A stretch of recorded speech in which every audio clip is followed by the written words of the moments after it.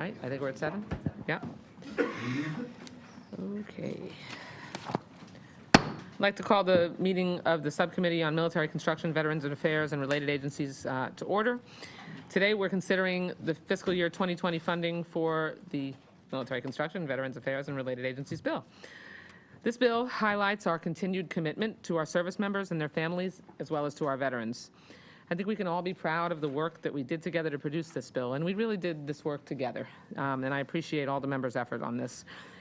We took into account the requests and feedback that all of you and our colleagues, both on and off the committee, have given us. We've worked closely with your staffs to address any issues and to produce a bill that reflects the priorities of all members in this House. Prior to the beginning of our budget hearings, we endeavored to dive deeper into the issues that each of our agencies struggle with and that have faced neglect for too long. We held a hearing on quality of life issues for our military, which focused primarily on the substandard conditions revealed in privatized housing across the branches of our military. We held a hearing on women veterans' health, on mental health and whole health as treatment for PTSD and other issues, and to address suicide prevention.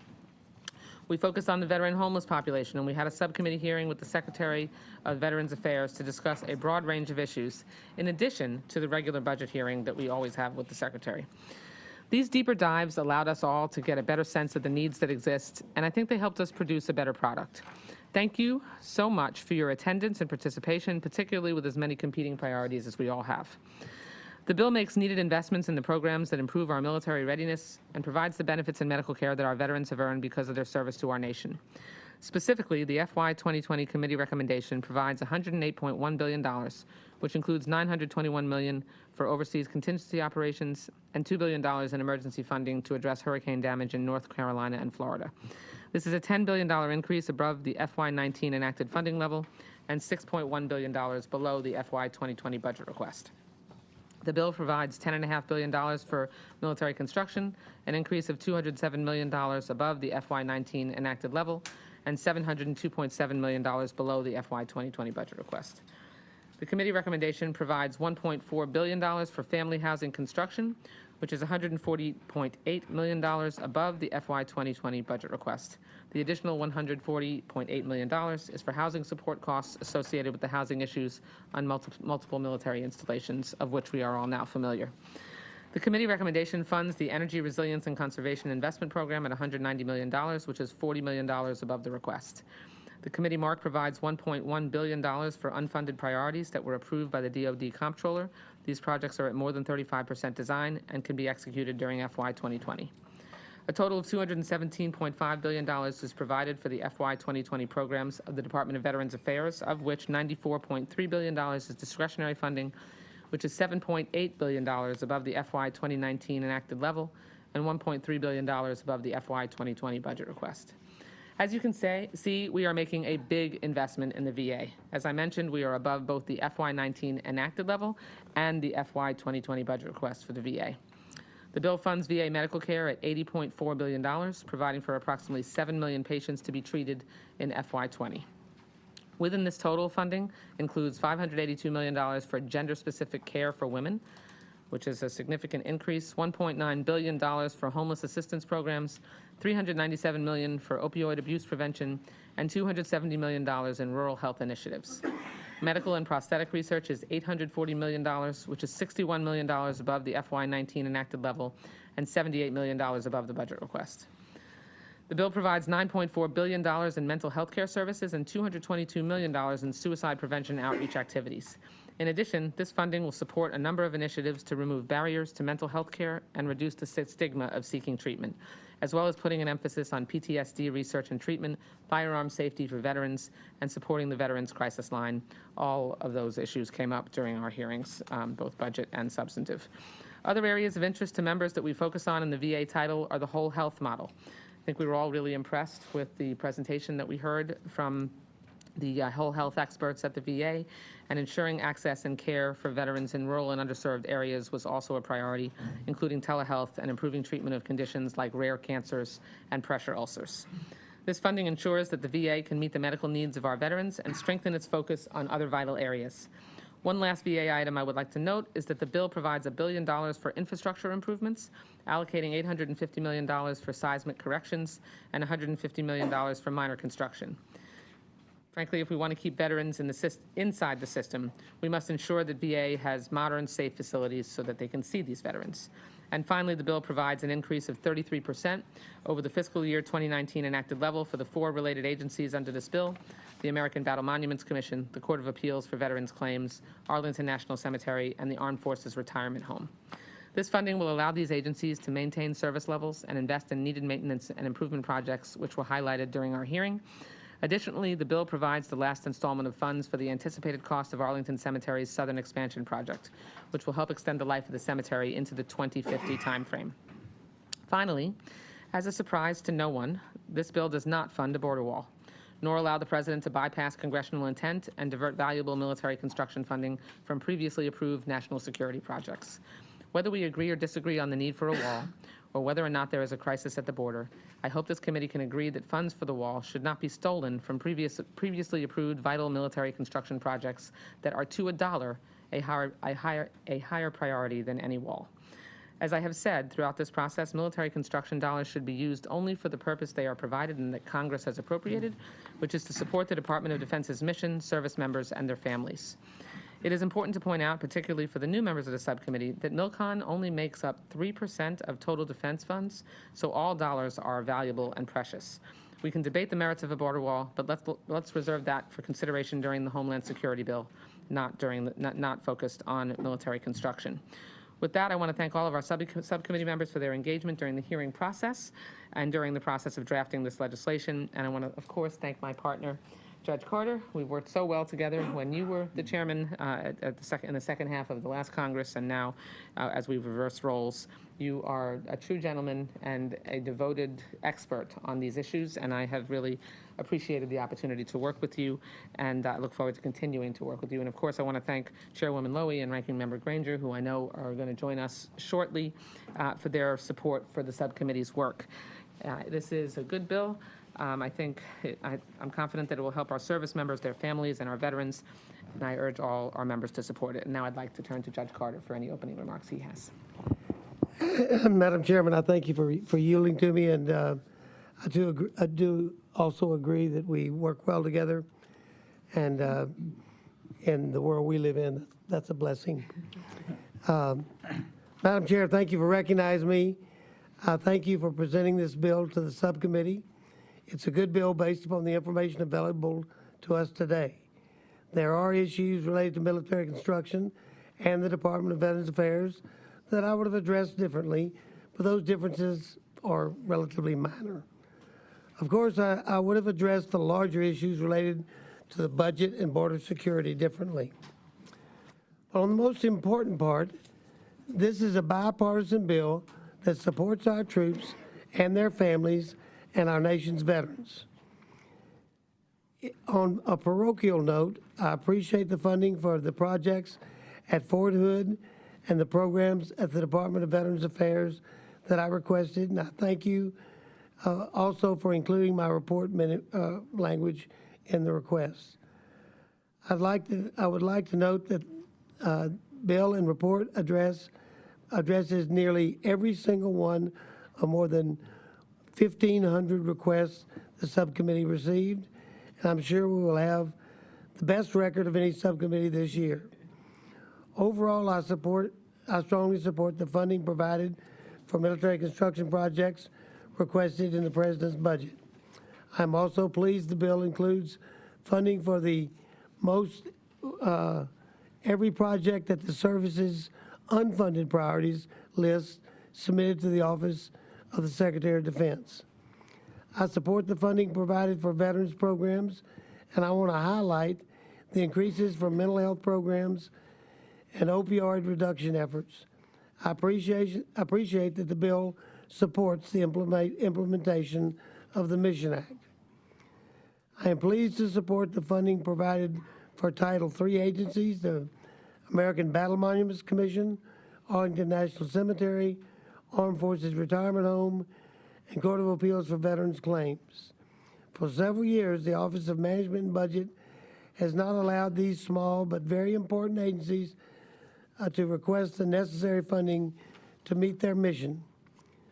Once again, this committee must step in, and we have done that. But I have a few concerns to raise. The first is that we do not have a budget agreement for fiscal year 2020 and 2021. While the House is moving ahead with the annual appropriations process, the Senate is not. Unfortunately, we have seen this scenario before. I hope we can agree to a bipartisan budget agreement sooner rather than later so that we can finish the fiscal year 2020 appropriations process before October 1st. The agencies and programs funded by this bill need budget certainty, especially the Department of Defense. I am also concerned about security and humanitarian crisis on our southern border. We need to install and upgrade barriers in certain places. We also need additional funding for the frontline agencies attempting to lawfully and compassionately manage ever-increasing numbers of immigrants. We most certainly need to reduce the influence of, if not eliminate entirely, the cartels that traffic often unsuspecting men, women, and children. These folks are subjected to rough conditions and treatment and sometimes even face death solely for the profit of the cartels. While Homeland Security bill may be the best place to address these concerns, they do spill over into all our decisions on the Appropriations Committee. As such, I must note that the bill does not meet the President's request for $7.2 billion for border security projects. We're going to have to deal with this request, as well as the new provisions in this bill that restricts the use of military construction funds this year. I was disappointed to learn that the bill removes the current prohibition on the transfer of detainees at Guantanamo Bay, Cuba, to the United States and territories. I understand that the President's budget proposed to drop the provision. However, I disagree that it is no longer needed. The bill also does not provide funding for a detention facility at Guantanamo Bay. Like my colleagues, I do not want to provide luxurious accommodations for detainees, but it is imperative that we provide our soldiers there the safest possible work environment. At this time, we do not have that. The detainees in detention facility are an unfortunate reality, but reality it is, and we need to face it. Madam Chair, I would like to thank you and your subcommittee staff for this bill. This subcommittee has a tradition of bipartisanship. With so many challenges facing our nation, it is worth it for us to strive to maintain our comity and to set an example for our colleagues as we work towards our goal of providing for those who serve our nation today and those who have served in the past. Thank you for continuing our tradition. I look forward to working with you and our subcommittee colleagues as we move this bill through the process, and I yield back. Thank you, Judge Carter. Appreciate your kind words and your partnership throughout this process. Now I'd like to recognize Chairwoman Loy for her opening statement. Thank you. Sorry, my last meeting was on the other end of the world. And I want to thank Chairwoman Wasserman Schultz and Ranking Member Carter for their work on this bill. And I thank the subcommittee staff for their efforts to navigate member requests and formulate the product we have before us. House Democrats are committed to an orderly appropriations process that gets the people's business done on time. We're turning the page on the shutdowns and showdowns that have defined the last 2 years. The timeliness of this bill honors our commitment to service members, veterans, and thousands of military families who sacrifice every day for our nation. We are investing billions more to ensure that they have the facilities needed to confront emerging threats, guaranteeing access to reliable family housing, and delivering health care benefits and assistance veterans have earned. The fiscal year 2020 bill for military construction and veteran affairs provides historic levels dated to dedicated to world-class veteran programs. Included among these are $9.4 billion for life-saving mental health programs, $840 million in groundbreaking medical and prosthetic research, $581 million to ensure equitable access for women veteran-specific care, more than $3 billion for delivery of veterans benefits, $1.8 billion for homeless assistance programs. The bill also provides $10.5 billion for construction of critical military infrastructure and desperately needed improvements to military family housing, and $2 million in critical hurricane disaster relief. In addition to these investments is a provision ensuring we protect these vital military construction resources from misappropriations for the President's wasteful border wall. Again, I thank the members of the subcommittee and staff for your unwavering dedication. I also want to express my appreciation to the many members who invested their time and effort to submit appropriation requests. This clearly demonstrates a strong bipartisan commitment to our veterans, our service members, and their families. Thank you. Thank you, Madam Chair. And now I'd like to recognize Ranking Member Granger for her opening statement. Thank you. I want to congratulate the chairwoman and the ranking member of the subcommittee for. Just turn it off? Sorry, I'm sorry. I want to thank you for presenting the fiscal year 2020 Military Construction, Veterans Affairs, and Related Agencies Appropriations Bill. I'm pleased that this bill will fund most of the military construction projects requested by both the President and the service secretaries, and it will support new initiatives to improve military family housing. This bill ensures our nation's veterans are given the care they deserve by the Department of Veterans Affairs. It also makes certain our veterans have a dignified final resting place, whether it is here on our own shores or overseas. The chairwoman and ranking member work together to address many bipartisan priorities and concerns, and I appreciate what they've done in this bill to address critical issues that affect our districts and our states. As we begin the fiscal year 2020 appropriations process, I have some concerns about our path forward. Unfortunately, this bill is drafted using a top-line funding level that does not reflect bipartisan consensus, and we do not have a plan to avoid sequestration going into effect next year. I hope the leadership of the House and the Senate will work together with the White House to develop a budget framework quickly. We must have an agreement that can pass both bodies and be signed into law in order to pave the way for appropriations bills to be enacted. We also do not have a full picture of how border security will be addressed in the fiscal year 2020 appropriations process. We can see that this bill does not include funds for a border wall, but we do not know what will be included by other subcommittees to meet this need.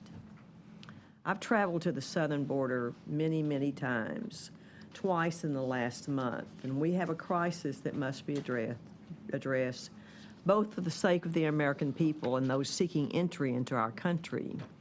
I believe we have the ability and the responsibility to find an appropriate solution to address a humanitarian and security crisis at hand. I want to work with my colleagues on the other side of the aisle to develop bills for fiscal year 2020 that meet our nation's defense and border security priorities. To close, I want to thank the members of the subcommittee for their work on this bill. I also want to thank my staff, Betsy Bina and Adrian Walker, as well as the majority staff. Thank you, Madam Chair, and I yield back. Thank you, Ranking Member Granger. Is there any further discussion, or does any member wish to offer an amendment to the measure before us? Hearing none. Oh, I'm sorry. Yes. I just wanted Mr. to Ryan? say thank you to the chairwoman. There's an amazing effort in this bill to find solutions that are out in the world that are working around post-traumatic growth, around some of these integrative health treatments, and I just want to say thank you to you. This is an amazing first step as you look through here and you see the investments that we are making that I think will make a real difference in starting to play offense with some of these modalities that we know work and have worked for a long time. So I just wanted to say thank you, and I just think this is a historic bill that you've crafted here. Thank you. Thank you, and thank you for your leadership, in particular on whole health programs. You know, we've gone through a pretty significant evolution from the perception of whole health and alternative medicine generally, of many different types. I think that previously was looked where people looked askance at that kind of approach to healthcare, and now, thanks in part to your leadership and many others, it's become more mainstream, and frankly, because it's proven to be efficacious. I know I personally have witnessed the transformation and heard testimony from veterans at home who, you know, grizzly, you know, tough guys who you would never in a million years think would subscribe to the benefits of whole health, and it's really remarkable. So thank you for your leadership and your compassion. Thank you, Madam Chairman. Let me commend committee, you and the ranking member and committee members, and especially the staff, for all of your hard work. I think we have a good work product, and at this time, I'd like to move that the bill be favorably reported to the full committee. Thank you, Mr. Bishop. I appreciate your kind words, and for your prior leadership on this committee as well. The bill has been moved. All those in favor indicate by saying aye. Aye. All those opposed say no. No. The ayes. Madam Chairman, I'd like to make a comment. Sure. It has historically, of late, been tradition set in the last 3 Congresses for the minority to vote no.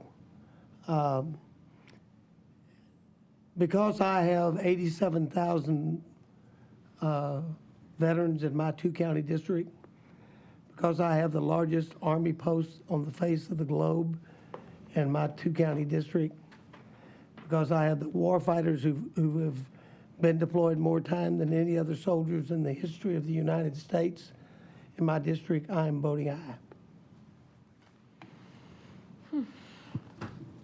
You valiantly represent your people, Mr. Carter. Truly. That's why they say that there are Democrats, Republicans, and appropriators. And that is not to say anything about the choice of any member here, and it is really an honor to serve with you all. So the ayes have it. The motion is approved. I ask unanimous consent that staff be permitted to make technical and conforming changes to the measure just approved. If you could ensure you leave your materials, and before you really pack up and head out of here, please join me in thanking individually each of our staff on both sides of the aisle: Matt, Sarah, Jenny, Nicole, Kaisha with the majority staff, Betsy and Kia with the minority staff, and both mine and Judge Carter's personal staff, Brian Turbyfill and Grady Bourne, and collectively all of our efforts. So thank you all so much, and the committee stands adjourned until full committee.